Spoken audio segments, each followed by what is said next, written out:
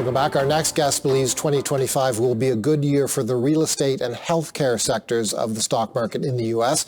She also likes silver. We're now joined by Michelle Schneider, Chief Strategist of MarketGauge.com. Michelle, thanks a lot for joining us. What's your broad market view, first of all, and I ask this question to a lot of people in your field, with U.S. stock markets posting big gains now for 2 years in a row. What do you see ahead, big picture, for 2025? Well, first of all, good morning, Paul.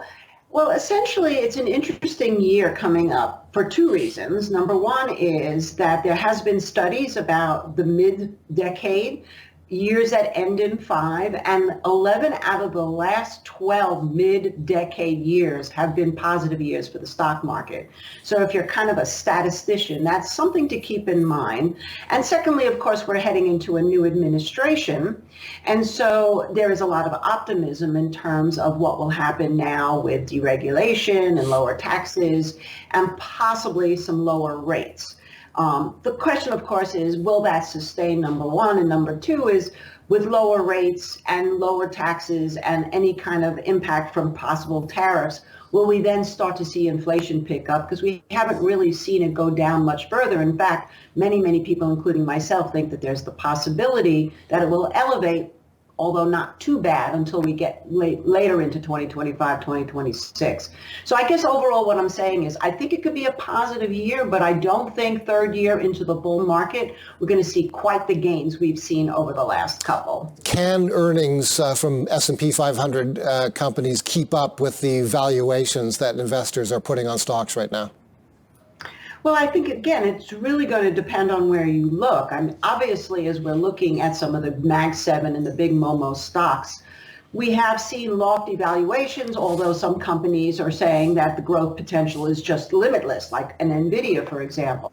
What we're hoping is that with any kind of easing in the interest rates and with a sort of a repurpose in terms of how much attention is paid towards the reshoring and coming back to America, that we see a broadening out of the market and we start to see it more going into some of the retail sector, real estate, as you mentioned in the beginning, the small caps. These areas, I think, are not overvalued and do have potential if we remain in good shape. Okay, you like real estate in the United States and healthcare as well. Why don't you talk about why you like those two sectors? Well, we are getting a president who is a real estate holder, so we do assume that he will try to keep that industry robust.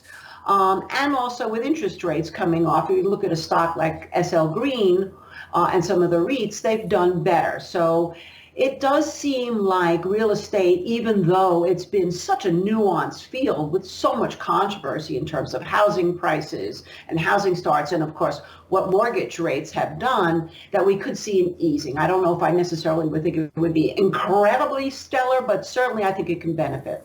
In terms of biotechnology, I'm more excited about that pretty much for a couple of reasons. Number one is I do believe that AI has become a thing now in biotech. And what we're going to start to see is a lot of companies using AI for things like patient records or treatment plans. They'll be able to generate them a lot quicker. And so as I'm starting to see companies like Tempus, Pfizer get into that field, biotech has been undervalued now for a long time. So it would be an interesting place to see start outperforming. So if we just look at IBB, for example, Paul, which is an ETF, or XBI is another one, but I like IBB. We're sitting right at major support here after we had the initial sell-off on the RFK Jr. news.